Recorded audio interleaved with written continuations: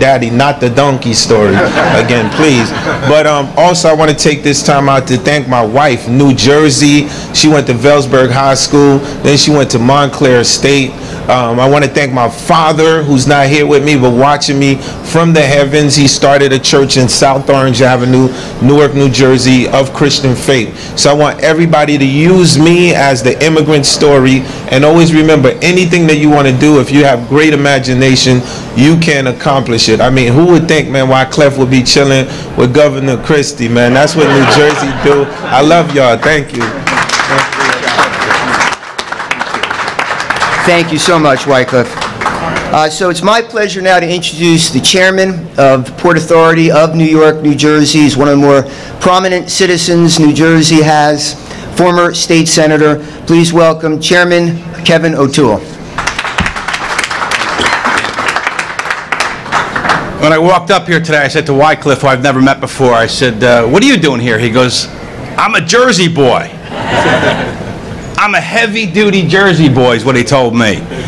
And I took that in for a second. You look around at some of the folks here, whether they're heavy-duty Jersey girls or boys, we're all proud of where we come from. Now, Tommy, where do you come from? Cedar Grove? Cedar Grove. Good man, good town. I'm proud to be here as the chairman. I want to thank Chris Christie for appointing me as the commissioner and chair of the Port Authority, one of the greatest public service I've ever had in my life. I will tell you, it all kind of crystallized. Last week we had the incident in New York, had a very serious terrorist act, which you read about.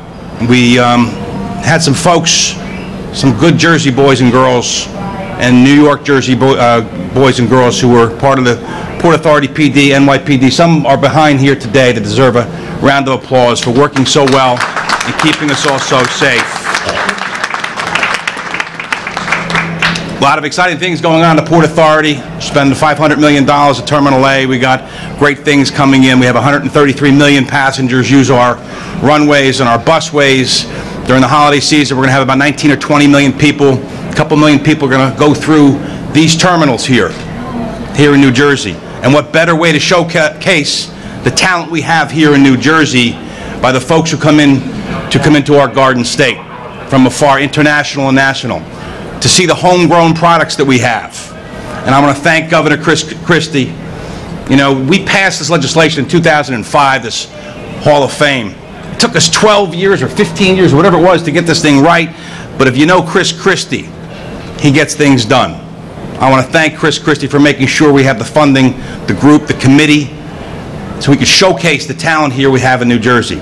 I couldn't be prouder as a citizen of New Jersey. Forget about being a chairman, forget about being a senator. As somebody who was born and raised in this state, got a mother who came from a communist country, father who grew up here in Essex County. For us to be here celebrating our democracy, what we have done as human beings, how we've achieved in our lives. And we celebrate that. Too many times we talk about what is wrong with New Jersey.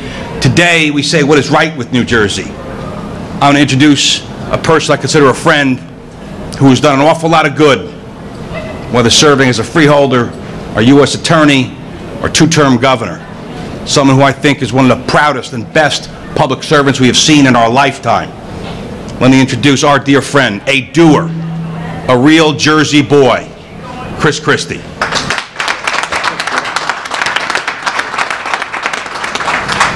Thank you, man. I appreciate it. And I was going to walk off with Wycliffe's sunglasses. It would have been great. My kids would have been really thrilled. I want to thank everybody who's here. I want to thank Chairman O'Toole for his introduction. I want to thank Al Leiter for being a real driving force behind this particular project. Every time I saw Al, he's like, are we going to get this thing done at the airport or aren't we? I just got tired of answering Al, so we decided to do it. I want to thank him for being here, Steve for his leadership at the Hall of Fame, Chairman Hansen for being here as well, and if the only person who asked me almost as much as Al Leiter about whether we were going to do this was John Hansen. I appreciate John's efforts on behalf of the Hall of Fame. And I want to thank Wycliffe, my new best friend. And the fact that I'm going to get a hip-hop song, like, this is it. That's when you know it's time for me to leave, everybody. I get a hip-hop song from Wycliffe, it's time to retire. Listen, we want to make sure that the great folks that you see standing behind me that represent the achievement in our state along with other Hall of Famers like Thomas Edison and Yogi Berra, Norman Schwarzkopf and Bruce Springsteen, Count Basie and Vince Lombardi, Danny DeVito and Larry Doby, Jack Nicholson, the late Whitney Houston, Tommy James, who is here today, that their achievements are celebrated in the state that they called home. And this is extraordinarily important, and I think that when people walk through this airport and they get a sense and a feel for the place where they've landed and the place where they're going to travel through, having the New Jersey Hall of Fame partner with the Port Authority to put our best foot forward is really a great opportunity for the Hall of Fame to, advertise itself, but also for New Jersey to advertise those things that are going to be so important for the kids who will look to the future about what they can achieve. When you look at the men and women who are displayed here and the ones that I mentioned, it should tell them that there's absolutely nothing that they can't accomplish if they put their mind to it. And I also have, I think, a real predisposition to the edge that New Jersey people bring as well. Not only from a governmental perspective, but culturally as well. New Jerseyans fascinate America. I can tell you, as I travel around the country, I get asked all the time about some of our great folks here who have culturally taken over areas of this country, not only with their talent, but with their personality. And, whether you're talking about the late James Gandolfini and what he did as a Rutgers alum and the star of The Sopranos, or whether you're talking about the late Whitney Houston, who charmed the entire world with her extraordinary gifts and talents, added to all these other folks we talked about, New Jersey has put forward to the public, not only from an intellectual perspective, but from a cultural perspective, some extraordinary folks. And I'm incredibly proud to be the governor of this state and to be involved in this project. We know there's going to be even more with the Hall of Fame, with American Dream going up in the Meadowlands and their partnership with the Gramasian family. I want to thank them for being here and for being our partners in that extraordinary development which is happening in the Meadowlands now. Most of that ugly siding is off the building. Not all of it yet. I was there yesterday, but it's getting there, and we're getting all the ugliness out of that building. And the extraordinary work that's being done there is something that people in New Jersey are going to appreciate for decades to come. And I'm so pleased that the Hall of Fame can be partners with them and be part of that project as well. It's going to be another place to display the pride that we have in being New Jerseyans. And so for everybody who's here, I want to thank you for your participation in the project, for helping to make it happen. To the Port Authority of New York and New Jersey, I thank them for being a host to all this. And I want to thank the chairman of the Hall of Fame, Bart Oates. And Bart's been a huge part of developing the Hall of Fame over the course of the last decade and a half. And much of what's happened wouldn't happen without Bart's commitment to all this. So he's not only a really successful former football player, a really successful businessman in New Jersey, but he's also somebody who has pride in his adopted home state. And so I'm glad to have Bart here as well, and Bart here as a partner in all of this. So now comes the even more entertaining part of the program. I will take a few questions from the press. I'm really doing this just to show off for Wycliffe. And so we'll see how we do. All right, let's see how we do. All right, because I ran for president, Wycliffe ran for president, so we've got a lot in common, not just our Jersey roots. So questions from the press, either on or off topic. Yeah.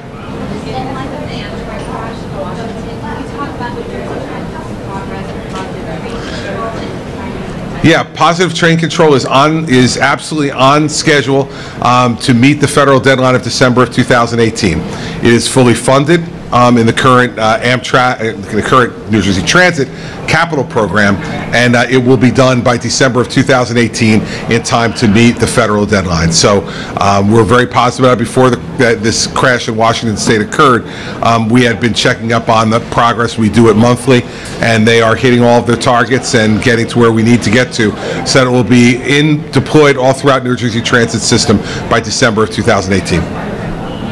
Other questions for anybody about anything?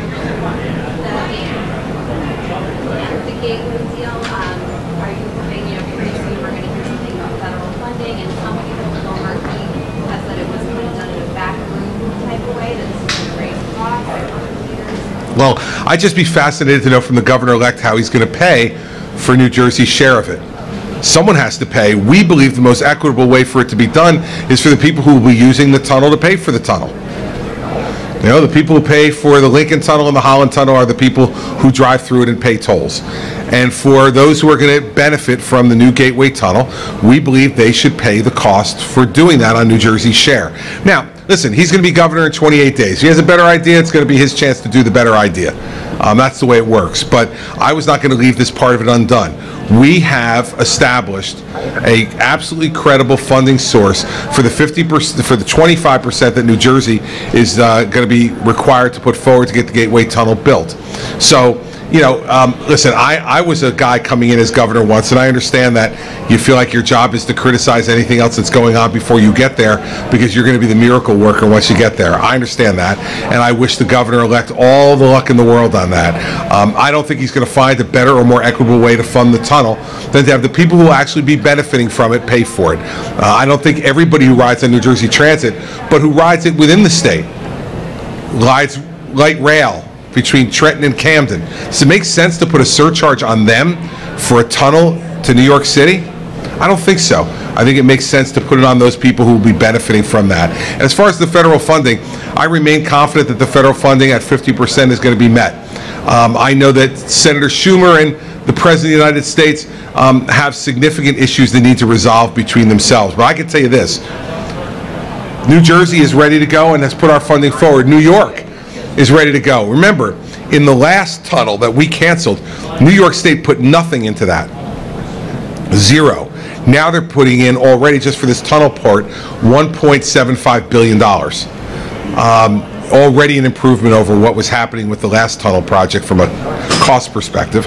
And I'm confident that Senator Schumer and the President will resolve whatever differences they have over this, and that the federal government will step up for what is clearly the most important infrastructure project between Boston and Washington, D.C., and probably the most important one in the country from a rail perspective. So I feel confident about it.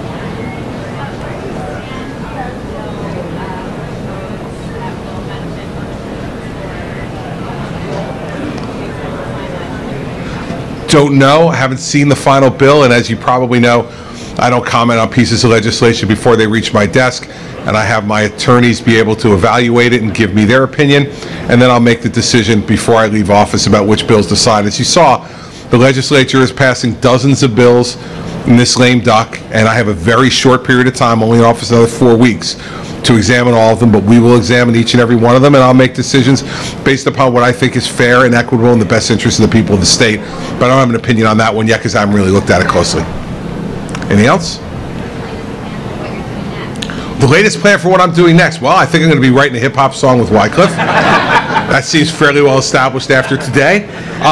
Listen, I tell you guys this every time you ask. I will be unemployed on January 17th. Okay, I'm confident I will not have a job by January 17th. And that's because I don't want to have a job on January 17th. I'd like to take a little bit of time off after the last 16 years of being U.S. Attorney and being governor. I know that you're all genuinely concerned about whether I'll be able to get a good job and make a lot of money, and I appreciate your concern, I really do. But don't worry about me, I'll be okay. So I have no current plans, and I will have no plans to announce until after I leave office. And when after I leave office will depend on, when I come to agreements with anybody who might be interested in bringing me on board to help them do better in their organization than they're doing now. So I've got a job to do here for the last 28 days. I'm looking forward to continuing to do it every day until January 16th. We're not going away on vacation. We're not traveling at all during the holidays. So we'll be here, we'll be working, and looking forward to the next phase of our lives and having, as best we can, help the new governor get himself ready to take over the job on January 16th. And so those are my plans between now and then afterwards, maybe I'll tell you guys, maybe I won't, because I don't have to tell you anything anymore. After the 16th, I don't have to tell you what I'm doing, but I might share it with you because you were so nice to ask. The Mets need a second baseman. So the Mets need a second baseman. You can be sure as hell it's not me, buddy. If it's me, it's going to be 90 losses last year is going to look good, Al. Any other questions from anybody? All right, good. You're very sedate today. It's so nice. I appreciate that. Again, I want to thank the the folks behind me for their hard work on this project. Thank Bart Oates and all the board members of the Hall of Fame. And this is going to be a great display for New Jersey to talk about the things that we're really proud of. One of the things I can tell you for sure is I'm extraordinarily proud to have been the governor for the last 8 years and proud to be the governor for the next 28 days. And thank you all for coming today. I appreciate it. Okay, so before we break, first of all, I just want to acknowledge Daphne Fox Williams, great-granddaughter of William Carlos Williams, one of our earliest supporters. What you guys are looking at over here to my left is examples of our poster campaign. These are posters that are going to be displayed throughout Terminal B. You may even see them in Terminals A and C as well, but they will certainly be up throughout Terminal B. You're probably also going to see them up in other public venues, perhaps service areas. We're in discussions on that, and in other places around the state. So very Jersey-centric and inspirational type of posters. Also in the back there you see astronaut Mark Kelly, not Scott Kelly, that's his twin brother. That's an example, and Whitecliffe's is right over there. Those are examples of our hologram units. These things are very cool and a lot of fun. The public can walk up there. You can walk up today as an example. I want to thank Martin at Tenzader for creating these things. And there are pre-programmed questions, so you can ask Mark Kelly how to be an astronaut, what it was like to fly in space, things like that. And he will talk to you as if he's there. So they're going to be very inspiring. They're going to create a great first impression of New Jersey. So we hope you experience that today. The other rendering, I think it's somewhere, is the Wall of Fame that is going to be up at one of these terminals, an electronic 6 foot by 8 foot Wall of Fame that the public will be able to touch monitors and interact and get inspirational type of messages. So with that, I want to thank Al. I want to thank the governor. I want to thank Whitecliffe so much, Chairman O'Toole, Norris, Dave. Thank you for being here, and we hope you linger and enjoy some of this stuff.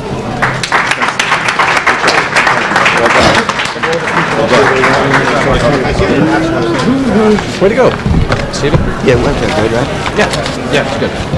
Good to see you again. Yeah, same. Happy holidays. So you're Perfect.